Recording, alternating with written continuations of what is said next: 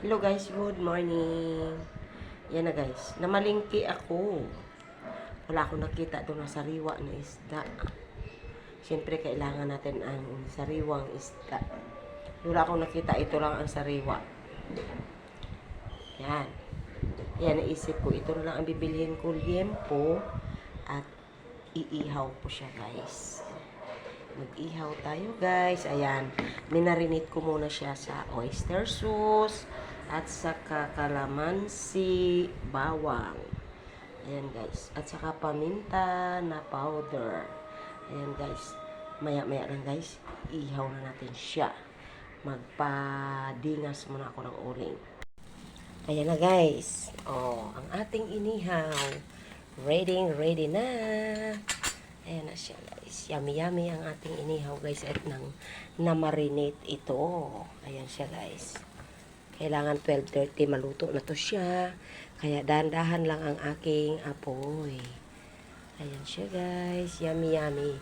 Gawa tayo guys ng sausawan na kalamansi. Tsaka mayroong bawang. Maingay guys, no? Maingay kasi nandito ang aming kasi gate. Ayan o. Tinan mo. Oh, kalsada na kasi ito. Highway na. Highway. Ayan o. Oh, diba? Ganyan sila guys. Ayan. Ito ang aming harapan. Harapan ng bahay namin guys.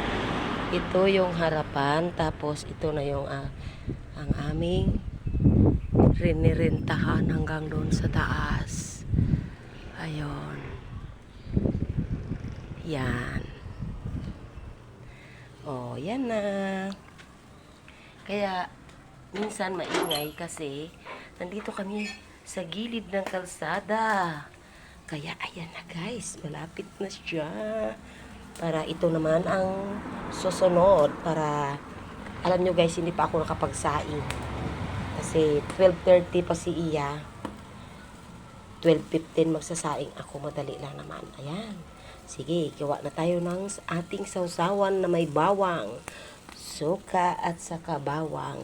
Thank you guys. Halina kayo. Sabay-sabay tayong kumain. Bye. Salamat.